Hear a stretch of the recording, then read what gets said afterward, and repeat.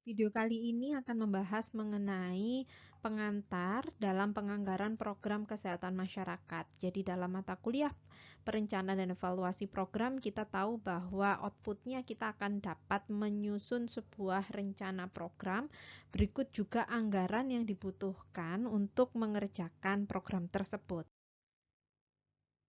Video ini setidaknya akan membahas tentang dua hal besar. Jadi yang pertama kita akan mengingat kembali tentang Health Program Life yang pasti akan sangat terkait dengan siklus perencanaan dan evaluasi program kesehatan serta bagaimana kajian proses teori dalam memandang implementasi program kesehatan.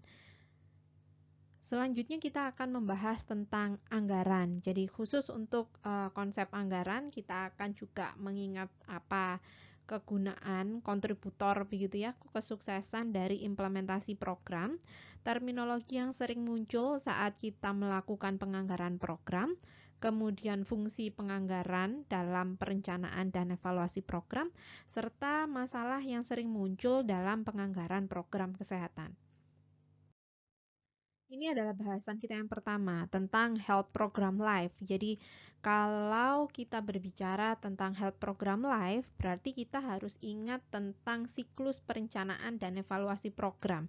Di dalam siklus perencanaan dan evaluasi program yang sudah dibahas, kita tahu bahwa ada beberapa tahapan penting dalam membuat sebuah program kesehatan, melakukan implementasi program tersebut, dan juga melakukan monitoring dan evaluasi terhadap kesuksesan dari program tersebut. Jadi Health Program Life Cyclus itu kita gambarkan dalam sebuah grafik ini. Kemudian di sumbu X-nya ini adalah tahapan-tahapan dari siklus perencanaan dan evaluasi program, mulai dari need assessment, program development, implementasi, sampai terminasi dari program kesehatan.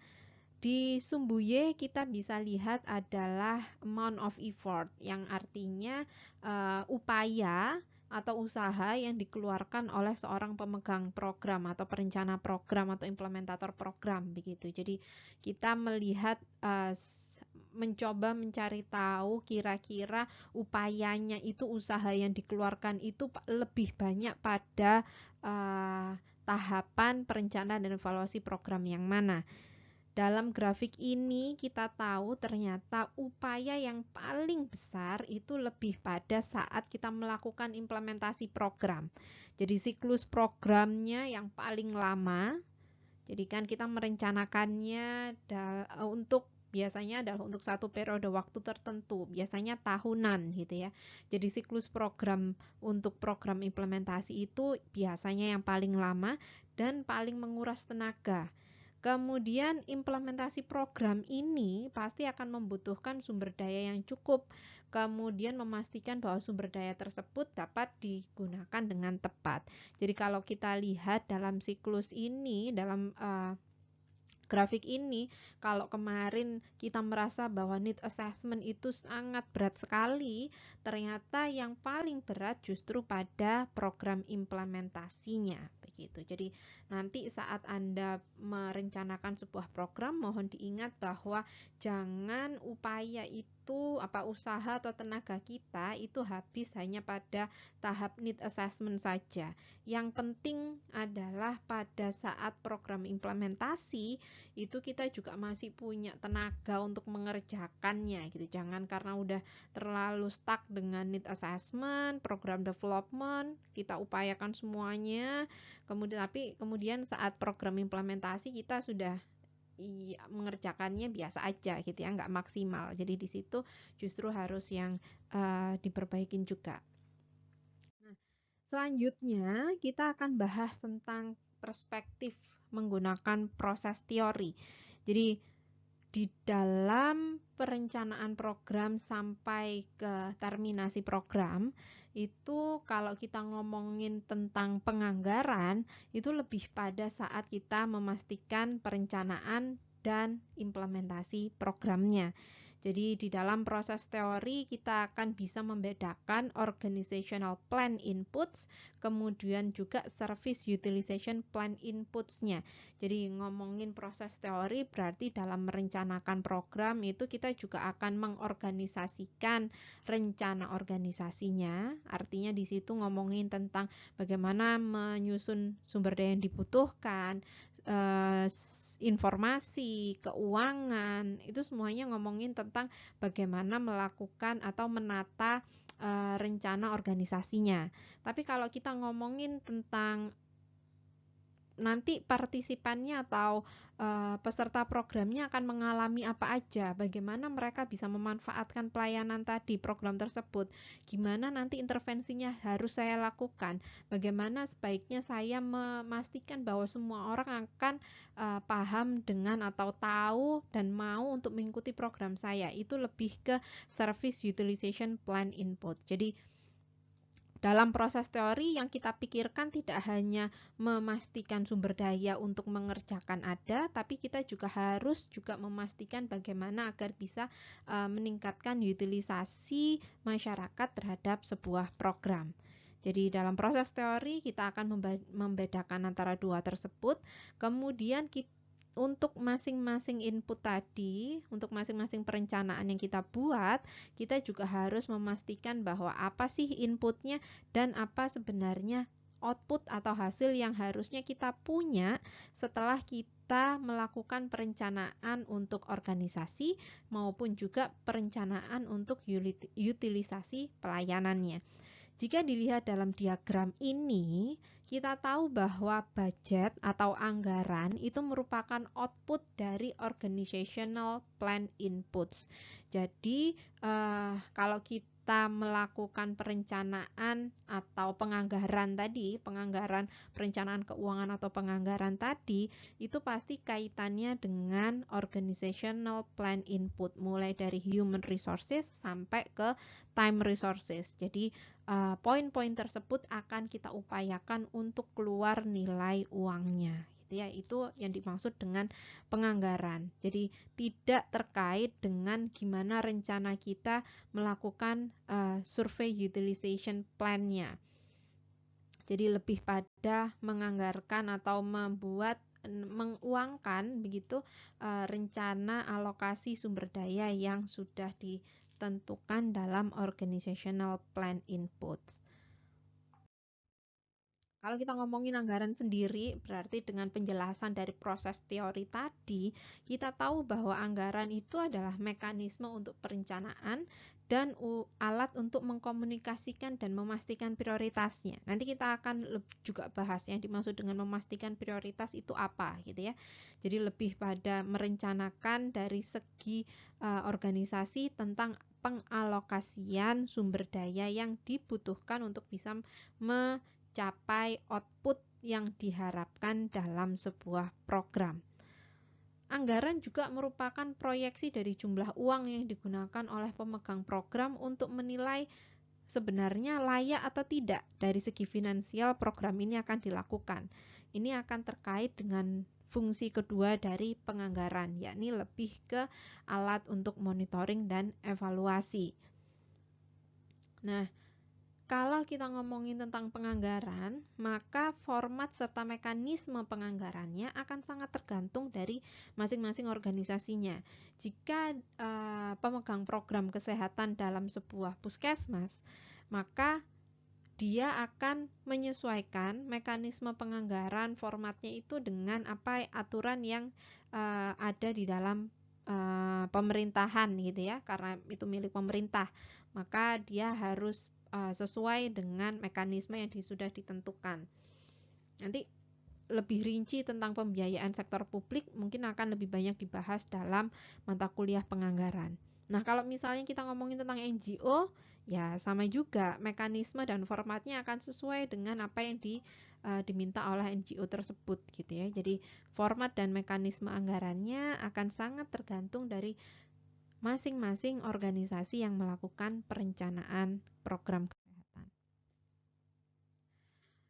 Lalu kita masuk ke kontributor kesuksesan implementasi program gitu ya, bahwa kalau penganggaran tadi di dalam siklus perencanaan tadi itu lebih pada ke perencanaan dan implementasi program. Penganggaran ini sangat penting begitu ya untuk kesuksesan implementasi program. Jadi kalau mau kalau mau programnya itu dapat terlaksana dengan baik, maka pemegang program selain harus punya kemampuan untuk memastikan bahwa itu sesuai dengan kebutuhan, karena untuk mencapai tujuan dari perubahan perilaku yang disampaikan gitu ya, maka dia harus bikin analisis situasi. Tapi pemegang program, perencana program juga harus punya kemampuan untuk mengembangkan anggaran dan juga memonitor anggaran programnya ini sudah berjalan sesuai dengan rencana yang diperlukan, yang diharapkan atau tidak gitu ya. Jadi nggak hanya ngembangin programnya, nggak hanya ngitung gitu ya, tapi juga tahu gimana sih caranya saya menggunakan penganggaran ini untuk memastikan bahwa program saya ini berjalan dengan sesuai rencana yang sudah ditentukan gitu ya. Dalam implementasi program, karena kita tahu bahwa dia juga akan digunakan untuk memonitor apakah anggaran programnya sesuai atau tidak dengan progres yang diharapkan, maka juga sangat penting peran dari sistem informasi gitu ya. Kalau kita nggak punya sistem informasi yang baik, kita nggak akan tahu nih sebenarnya posisi saya sekarang di program ini seperti apa gitu ya. Melacak dan merekam partisipasi masyarakatnya sudah sesuai dengan indikator keberhasilan yang saya susun atau belum begitu ya, dampak dari program ini kepada pelaksana, sasaran, stakeholder dari program ini seperti apa gitu. Karena itu kita juga harus tahu gitu ya, apakah anggaran saya ini bisa memang sudah sesuai dengan dampak yang kita harapkan. Jadi kontributor kesuksesan implementasi program itu kita pasti butuh mobilisasi sumber daya yang nantinya membutuhkan kemampuan pengembangan anggaran dan memonitor anggaran program. Kemudian juga untuk bisa menggunakan anggaran tadi untuk memonitor, kita harus juga punya sistem informasi yang baik untuk bisa memberikan asupan informasi bahwa progres dari output yang diharapkan itu sudah sesuai atau belum begitu. Namun jangan salah, kalau kita ngomongin sistem informasi, jangan terpaku bahwa sistem informasi itu adalah komputer base begitu atau internet base. Tidak seperti itu gitu. Nanti Anda akan lebih banyak belajar tentang sistem informasi kesehatan gitu ya. Di dalam sistem informasi kesehatan yang diomong sebenarnya tidak hanya tentang bagaimana membuat software, jaringan-jaringan gitu, tapi lebih pada membangun sebuah sistem di dalam sistem kesehatan itu yang bisa memberikan informasi yang akurat tentang kondisi yang ada gitu ya, prosedur-prosedurnya harusnya kayak apa gitu. Jadi itu mungkin yang sering juga terlewat. Karena kita tahu bahwa penganggaran itu atau anggaran dan kemampuan memonitor anggaran program itu menjadi salah satu kunci kesuksesan dalam implementasi program, maka pemegang program harus bisa memastikan bahwa aktivitas yang disusun dalam perencanaan program itu semuanya dapat difasilitasi dengan anggaran yang akan ditentukan. Gimana caranya gitu ya? Karena sebenarnya penganggaran itu adalah proses menguangkan, maka kita akan sering mendengarkan beberapa terminologi-terminologi ini gitu ya. Kita harus menghitung pengeluaran untuk program tadi berapa gitu ya. Biayanya berapa semuanya. Saya yakin semuanya sudah paham tentang apa itu biaya. Jadi jenis-jenis biaya itu kan kita bisa beda ini, fixed cost, variable cost, direct cost maupun indirect cost. Itu akan membantu kita untuk bisa mengidentifikasi sebenarnya biaya yang dibutuhkan itu apa, dan kemudian untuk menghitungnya saya harus memperhatikan apa. Misalnya kalau kita ngomongin tentang fixed cost dan variable cost, berarti kita akan memastikan bahwa saya punya informasi yang cukup untuk memastikan bahwa berapa banyak orang yang akan ditanggung dalam program ini, yang menjadi sasaran dalam program ini. Apakah jumlah orang tadi akan menentukan berapa banyak biaya yang saya keluarkan. Jadi kaitannya dengan berapa banyak outputnya yang diharapkan begitu ya. Berbeda antara fixed cost dan variable cost. Kalau fixed cost berapapun jumlah orangnya, berapapun jumlah sasarannya, biayanya, jumlah besaran biayanya tetap sama gitu. Misalnya kita ngomongin tentang biaya gedung, nah itu fixed cost. Berapapun jumlah orang yang datang ke gedung tersebut, ya biaya gedungnya akan tetap sama. Berbeda dengan variable cost. Nah, untuk yang variable cost sendiri biasanya yang sedikit tricky adalah saat kalian menentukan tentang apakah ini honornya akan jumlahnya sama setiap periode ataukah ini akan tergantung dari jumlah volumenya gitu. Misalnya honornya nanti tak kasihnya kalau sekali datang gitu ya, per kedatangan dia akan dapat honor, atau mungkin per jumlah orang yang dilayani gitu ya. Nah, itu yang disebut dengan variable cost. Jadi akan sangat berbeda dengan fixed cost. Tinggal nanti dipastiin justifikasi dari masing-masing mata anggaran tadi itu seperti apa, sehingga kalian bisa bedain antara fixed cost, variable cost. Kemudian ada juga dibedain berdasarkan direct cost dan indirect cost gitu ya. Selain direct indirect cost, kita juga sering juga nih ngomongin tentang overhead cost. Tapi kalau kita ngomongin tentang overhead cost, biasanya besarannya akan disesuaikan dengan standar yang digunakan oleh funding agency-nya. Jadi pembiaya apa yang memberikan biaya kesehatan tersebut, granternya gitu ya. Misal nih kayak misalnya ngomongin sewa gedungnya belum punya sendiri. Jadi itu disebut sebagai overhead cost-nya. Overhead cost-nya untuk sewa gedung berapa nih biayanya kalau saya mau kalau saya sewa gedung gitu ya. Biasanya itu akan tergantung dari standar yang diberikan sama funding agensinya. Ada plafon tertentu yang akan dibiayai oleh si funder tadi.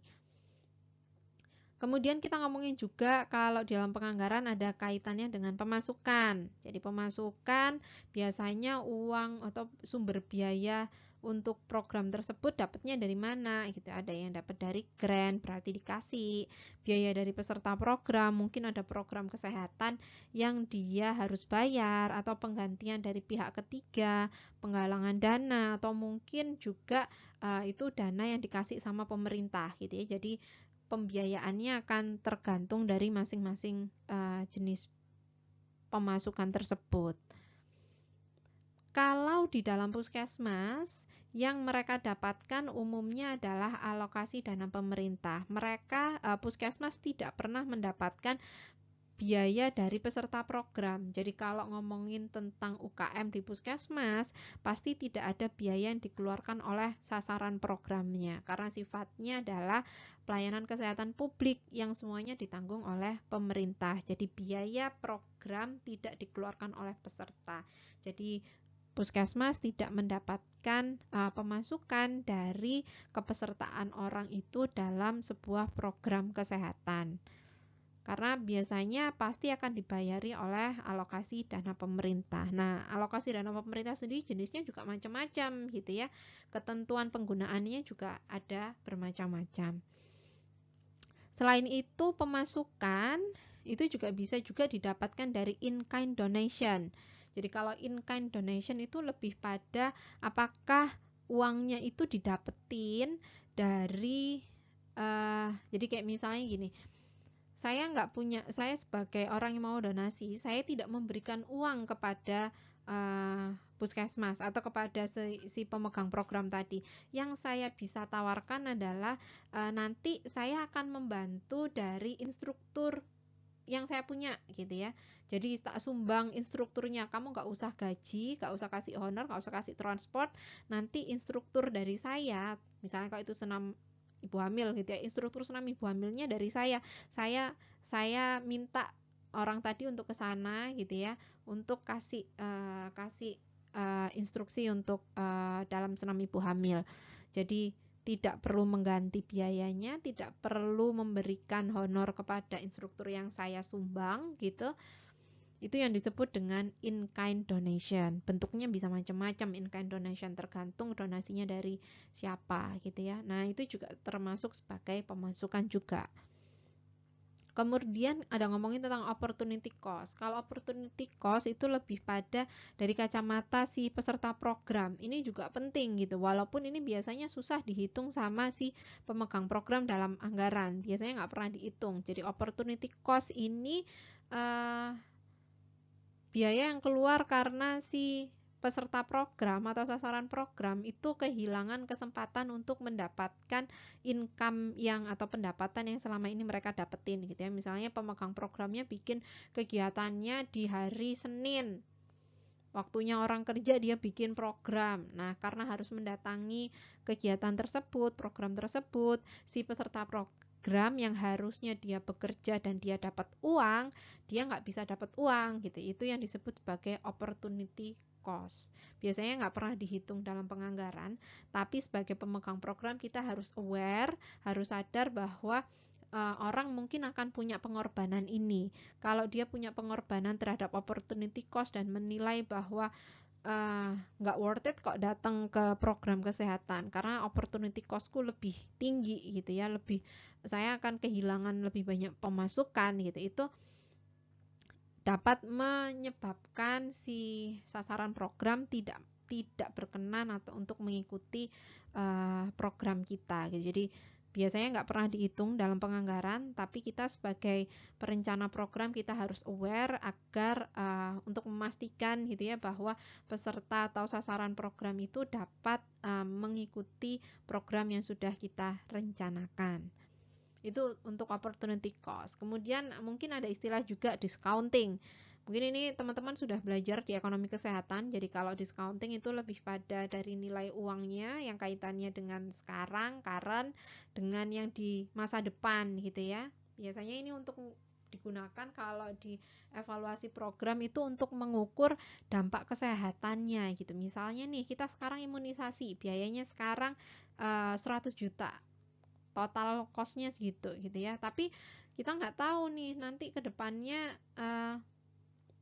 worth it nggak sih untuk bikin imunisasi ini gitu.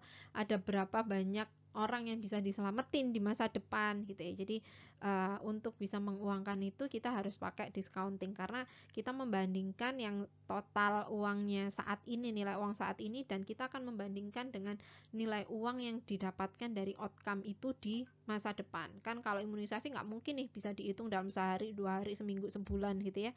Dampaknya kan sangat panjang. Jadi biasanya digunakan untuk discounting yang untuk evaluasi program yang kaitannya dengan efektivitas dalam jangka panjang.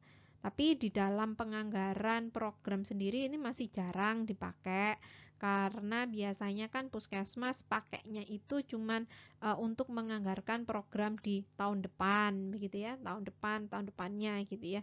Dia tidak mengevaluasi secara jangka panjang untuk penganggaran program tersebut. Biasanya sih lebih banyak digunakan untuk penelitian-penelitian mengenai cost effectiveness analysis. Termasuk juga sifat externalities gitu ya. Jadi itu tadi kan ngomongin tentang discounting, kita sekarang ngomongin tentang externalities. Kalau externalities juga sama gitu. Tapi ini lebih pada efek yang muncul kalau kita ikut atau tidak ikut dengan program. Ini juga susah untuk mencari tahu dampak externalitiesnya. Biasanya akan butuh penelitian. Jadi kalau discounting, externalities biasanya tidak digunakan dalam penganggaran yang digunakan oleh puskesmas karena biasanya puskesmas hanya merencanakannya untuk tahun depannya gitu ya.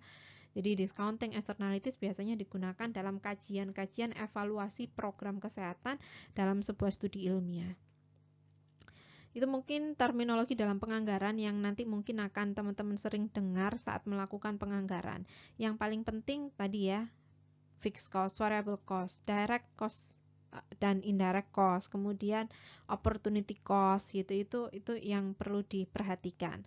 Untuk pemasukan sendiri, kalau teman-teman adalah perencana program kesehatan di puskesmas, biasanya juga jarang dianalisis karena mayoritas uangnya didapatkan dari alokasi dana pemerintah dan mereka nggak dapat pemasukan dari selain itu. Tapi akan sangat berguna kalau kalian adalah NGO begitu yang memastikan bahwa program kesehatan kalian akan punya sumber daya yang cukup gitu ya. Jadi pemasukannya dari mana aja, dapatnya gimana gitu ya, peruntukannya untuk apa. dengan berbagai jenis modal pemasukan yang ada ini. Nah, sekarang ngapain sih kok kita harus punya penganggaran gitu ya? Jadi penganggaran sendiri bukan hanya bagian dari perencanaan ya. Jadi selain bisa digunakan untuk perencanaan, tadi kan kita ngomong ini tentang organizational plan. Jadi bagaimana alokasi sumber dayanya, uangnya berapa untuk bisa memastikan sumber daya tadi kita punya gitu ya. Tapi fungsi penganggaran juga bisa digunakan sebagai alat monitoring apakah program saya ini berjalan sesuai dengan harapan saya atau tidak gitu ya. Kalau ngomongin alat monitoring, kita seringnya nanti kita akan belajar tentang budget variance. Saya nggak akan bahas rinci tentang budget variance karena nanti akan ada uraian sendiri tentang budget variance di mata kuliah penganggaran. Jadi budget variance itu kita akan lihat nih masing-masing komponen mata anggaran itu berubah nggak sih setiap tahunnya gitu ya. Apakah lebih efisien dari yang tahun-tahun sebelumnya, dari periode-periode sebelumnya. Apa yang membuat perubahan tersebut? Itu kita melihat variance-nya, budget variance. Ada juga menggunakan konsep analisis biaya. Jadi ini juga sudah kalian pelajari di ekonomi kesehatan. Ada yang analisis biaya itu cuma membahas tentang biayanya saja. Tapi ada juga alat analisis biaya yang coba membandingkan antara cost dan efek dari program tersebut. Jadi selain mencari cost-nya, dia akan juga cari dampaknya kemudian dibandingkan. Nah, pada masing-masing analisis ini kita akan bisa menggunakan beberapa hal. Misalnya cost description, itu kita anggarannya kita evaluasi nih habis melakukan implementasi program atau selama monitoring kita tahu oh ternyata dari kategori anggaran yang digunakan untuk sektor sumber daya manusia gitu ya. Oh, ternyata lebih banyak nih yang di sumber daya manusia yang lebih mengeluarkan uang ternyata di komponen transport gitu ya. Itu cost description. Jadi dikategorikan begitu, nanti kita tahu pengeluaran kita itu lebih banyak pada yang mana gitu ya. Apakah sudah sesuai dengan anggaran yang harusnya saya yang sudah saya rencanakan sebelumnya. Itu cost description. Kita tahu pengeluaran dari program. Kemudian cost analysis. Kalau ngomongin cost analysis, kita juga akan tahu monitoring progress dari implementasi program. Biasanya kalau cost analysis ini mirip dengan cost description, tapi dia juga mulai dibandingkan atau disandingkan begitu dengan komponen yang lainnya. Misalnya saya akan menganalisis cost-nya tadi itu berdasarkan waktunya. Ternyata pada termin pertama, kan setahun nih, termin pertama 4 bulan pertama saya menghabiskan uang sekian gitu ya. Pada termin kedua saya menghabiskannya sekian gitu dan seterusnya. Jadi cost analysisnya dari segi waktu itu bisa gitu ya. Kamu bisa tahu progresnya benar nggak sih saya itu sudah mengeluarkan di waktu-waktu yang tepat gitu. Atau mau dibandingkan dengan selain waktu begitu ya, dibandingkan dengan output yang harusnya saya selesaikan. Misalnya nih kita bandingin dengan saya sudah set bahwa di indikator MONEF yang saya buat di termin pertama saya akan menyelesaikan sekian ibu hamil gitu ya. Di termin kedua sekian ibu hamil gitu. Nah, nanti dibandingkan dengan cost yang dikeluarkan di masing-masing termin tadi itu juga bisa. Jadi cost analysis itu membandingkan juga dengan beberapa hal yang sesuai kebutuhan kita butuh dianalisis gitu ya. Kemudian kita ngomongin tentang cost minimization. Jadi menentukan biaya program yang lebih murah. Jadi biayanya dihitung total cost-nya semua, mana sih yang biaya yang paling murah gitu ya. Untuk tahu biayanya program saya ini biayanya berapa gitu. Kalau dikaitkan dengan yang lain gimana gitu ya.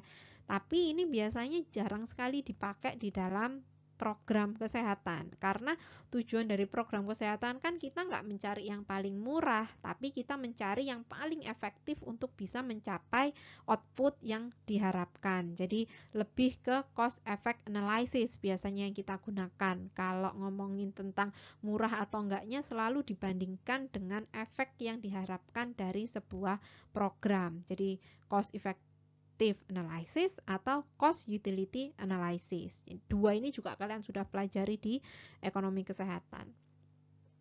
Kemudian ada juga cost comparison, itu berarti kita sebenarnya sama sih, cuman membandingkan antara biaya yang dikeluarkan dari masing-masing program yang sama tujuannya. Tapi kita nggak lihat efeknya, kita cuman lihat total biayanya, masing-masing komponen biayanya antar program. Jadi kita bisa membandingkan mana yang lebih sedikit, mana yang lebih banyak mengeluarkan untuk program tersebut gitu. Itu sebagai alat monitoring. Karena kita tahu bahwa perencanaan sampai evaluasi program itu sebuah siklus, maka alat-alat monitoring yang tadi kita gunakan itu sebenarnya akan mendukung perencanaan yang akan kita buat di selanjutnya gitu ya. Jadi saya akan bisa tahu misalnya tahun depan saya mau bikin program lagi gitu ya dengan tujuan yang sama. Nah, selain saya mengkaji hasil evaluasi program dengan indikator yang sudah kita buat sebelumnya, saya juga bisa memastikan kalau kaitannya dengan sumber daya, efektif yang mana, efektif dari segi biaya lebih murah tapi efektif yang mana gitu. Itu akan membantu saya untuk menentukan alternatif solusi mana yang harusnya saya ambil gitu. Biasanya tapi selalu pakai yang cost effect analysis karena tujuan dari program kesehatannya adalah merubah perilaku atau mencapai tujuan programnya, bukan mencari yang paling murah.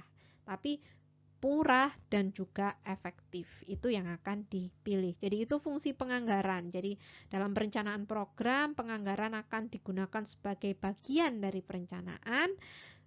Fungsi penganggaran juga digunakan untuk alat monitoring program kita sudah sesuai dengan harapan yang sudah di-set di awal atau belum. Ini beberapa tipe analisis biaya untuk monitoring program. Jadi ada tadi ya cost only, ada yang juga membandingkan cost dan efek gitu. Kemudian kita juga bisa nih kalau misalnya saya mau membandingkan antar dua program gitu ya. Berarti kalau cost only saya cuma punya data biaya, ya saya akan menggunakan cost comparison. Tapi saya ternyata punya nih ukuran efektivitasnya. Berarti saya bisa pakai cost effectiveness, cost benefit, cost utility gitu. Itu yang cost effect. Jadi ini beberapa tipe cost analysis yang bisa digunakan. Nah, apa biasanya masalah yang sering muncul gitu ya? Di dalam bukunya misal ISEL disampaikan bahwa masalah yang sering muncul itu adalah anggaran yang harusnya faktual dan netral. Jadi harusnya tuh kita butuhnya apa, berarti anggarannya sekian gitu ya. Faktual dan netral, harusnya begitu. Tapi pada kenyataannya dalam penentuan anggaran, besaran anggaran itu biasanya selalu dikaitkan dengan politik, kontekstualnya gitu, refleksi nilai dari dan preferensi dari pengembang programnya atau penyedia uangnya gitu ya, atau orang yang membiayai program tersebut gitu. Jadi banyak muncul gap karena tidak sesuai dengan faktual dan netral yang harusnya muncul dalam anggaran. Misalnya apa? Kayak misalnya contohnya realokasi anggaran selama COVID kemarin gitu ya. Jadi ini akan sangat terkait dengan konteks. Tadi kan ada tuh dipengaruhi faktor kontekstual. Kita udah rencanain program kesehatannya uangnya sekian gitu ya. Ternyata ada pandemi. Akhirnya harus ada realokasi anggaran di tengah-tengah. Jadi uang yang harusnya dibayar untuk program tadi yang digunakan untuk program kesehatan tadi harus direalokasi ke penanggulangan COVID. Nah, di situ muncul banyak masalah gitu ya. Penelitian yang kita lakukan di awal 2021 kepada pemegang program di 2 kota, di Surabaya sama Jombang, itu kita tahu bahwa ternyata banyak sekali masalah yang muncul dalam pelaksanaan program selama pandemi. Pertama karena situasi pandemi mereka harus merubah nih pendekatannya untuk untuk mendekati sasaran gitu ya. Orang-orang kan kita kan dibatasi untuk ketemu secara langsung gitu ya. Mereka harus rubah itu. Kemudian ternyata karena ada realokasi anggaran tadi, belum lagi juga orang-orangnya atau petugas kesehatan tadi juga banyak yang dialihfungsikan untuk membantu penanggulangan gitu. Mereka sering bermasalah di situ gitu. Jadi itu kan juga faktor penganggaran juga gitu. Jadi permasalahannya muncul karena konteksnya tadi kita tiba-tiba ada pandemi gitu ya. Jadi di situ faktor konteks. Ada macam-macam. Jadi nanti silakan dicek kembali kira-kira kalau terkait politik contohnya apa gitu ya, merefleksikan nilai dan preferensi programnya seperti apa gitu ya. Biasanya juga ada grantor atau yang membiayai program tuh hibah gitu ya. Mereka cuma fokus ke kesehatan ibu dan anak aja, itu preferensi gitu kan. Orang juga nggak karena ya pemberi programnya fungsinya khusus untuk ngasih ke KIA aja, maka program saya juga harus fokus ke situ, anggaran-anggarannya juga sesuai dengan yang mereka tentuin gitu. Jadi itu yang banyak terjadi juga. Selain itu juga sebenarnya kita punya beberapa health financing tools ya, tapi sering untuk membantu gitu, untuk memastikan bahwa penganggaran programnya sesuai gitu ya. Kayak misalnya ada National Health Account yang kemudian diturunkan ke Province Health Account maupun District Health Account. Itu juga membantu kita sebenarnya untuk mengevaluasi atau memonitor anggaran kita sesuai atau tidak dengan peruntukannya. Misalnya, oh ternyata jangan-jangan uang kita nih lebih banyak dipakai untuk membiayai bukan operasional cost-nya, bukan yang langsung aktivitas langsung ke masyarakat, tapi lebih banyak membiayai untuk nyediain atau membeli barang-barang yang sifatnya jangka panjang gitu ya. Anggarannya kelihatannya gede banget buat kesehatan, tapi ternyata yang khusus menjangkau ke masalah utamanya yang operasional cost itu lebih sedikit. Jadi itu bisa dipotret dengan menyusun health account ini gitu. Ini nanti juga kalian lebih banyak bahas di penganggaran dan pembiayaan gitu ya. Atau juga gender based statement gitu. Kita harus paham bahwa program kesehatan tuh juga harus berorientasi gender. Kita nggak mungkin membuat program yang tidak gender responsif atau istilahnya adalah gender blind gitu ya, buta terhadap gender. Artinya adalah program yang kita buat tuh harus sesuai, harus memastikan bahwa kebutuhan kebutuhan laki-laki dan perempuan itu berbeda terhadap sebuah program.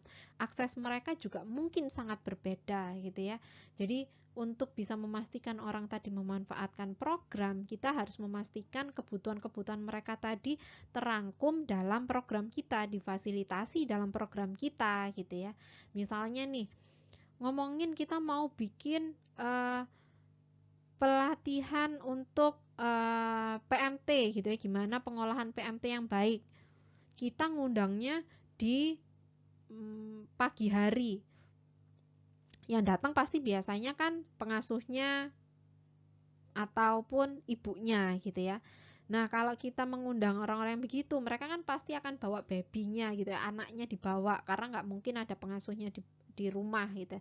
Nah, gender perspektifnya berarti program yang harus kita buat tadi itu kita bisa mengakomodasi kebutuhan mereka untuk mengakses tadi. Misalnya nih, nggak mungkin deh aku datang ke program tersebut karena di situ tuh nanti anak saya siapa yang ngasuh gitu ya. Saya nggak bisa kalau ini harus ninggal anak saya di rumah, nggak ada orang gitu. Berarti harusnya di dalam program tadi saya juga harus menyiapkan juga gimana caranya memfasilitasi kebutuhan orang tadi biar bisa datang ke program dan dia nyaman untuk datang ke tersebut gitu ya. Misalnya nih aku buat nanti di program tadi, di aktivitas tadi saat pelatihan akan ada pojok untuk anaknya bermain gitu ya. Di situ ada petugas yang akan membantu gitu, sementara ibunya akan fokus untuk belajar. Nah itu kan kebutuhan gendernya beda kalau itu laki-laki gitu ya. Jadi macam-macam bentuk gender responsifnya gitu. Jadi itu juga penting untuk dipastikan dalam program yang harus kita buat. Kita bikin programnya bagus sesuai kebutuhan, tapi kita nggak memfasilitasi itu, orang juga nggak mungkin akan bisa mengakses program kita dengan baik gitu. Nah, untuk memastikan tadi sebenarnya semua instansi pemerintahan atau program yang dibuat oleh pemerintah itu sudah ada yang namanya gender mainstreaming strategi. Jadi memastikan bahwa kebutuhan dari setiap laki-laki perempuan, keikutsertaannya laki-laki dan perempuan dalam program pembangunan itu difasilitasi oleh negara. Jadi ada gender mainstreaming strategi. Dan salah satu tools turunannya untuk memastikan strategi tadi dijalankan, pemerintah membuat namanya gender based statement. Jadi setiap habis bikin perencanaan program, penganggaran programnya, itu ada desk review untuk mengkaji bahwa benar nggak uang yang akan kamu mau alokasikan itu bisa memfasilitasi laki-laki dan perempuan sesuai dengan porsinya. Berapa banyak orang yang berapa banyak laki-laki yang sudah kamu ikutkan dalam programmu, berapa banyak perempuan yang sudah diikutkan gitu, yang akan diikutkan gitu. Jadi dilihat biasanya lebih ke proporsi seperti itu, tapi juga harusnya lebih ke gender yang transformatif gitu ya. Nah, untuk itu biasanya ada satu paper sendiri gitu ya, atau persyaratan administrasi sendiri yang harus dipastiin saat review tadi. Jadi memastikan bahwa uang anggaran ini akan saya berikan untuk alokasinya perempuan sekian, laki-laki sekian begitu. Itu ada di gender based statement-nya. Tapi sayangnya belum ada evaluasi lengkap tentang apakah semua pemegang program maupun pengguna anggaran yang di dalam kesehatan itu sudah berorientasi ke gender tadi. Jadi biasanya lebih sifatnya paperwork aja. Ya udahlah bikin, pokoknya nanti digunakan biar uangnya bisa cair. Biasanya itu yang sering terjadi ya, baik NHA, PHA, DHA maupun gender based statement. Biasanya toolsnya udah banyak gitu ya. Tapi tools tadi biasanya sifatnya cuma paperwork aja gitu. Itu yang harusnya juga diperhatikan saat kita memastikan anggaran program kita itu sesuai kebutuhan atau tidak. Itu kajian kita untuk penganggaran di program kesehatan ya. Jadi ini hanya sebuah pengantar sekali lagi, jadi lebih sifatnya umum. Tadi kita harus ingat fungsi penganggaran di dalam program kesehatan sehingga kita bisa tahu toolsnya yang bisa dipakai, saya cocoknya pakai yang mana gitu ya. Ada beberapa masalah yang harusnya kita hindari juga gitu ya, biar penganggaran programnya juga akan lebih dapat memenuhi kebutuhan dari pelaksanaan program itu sendiri. Baik, terima kasih atas perhatiannya untuk video kali ini.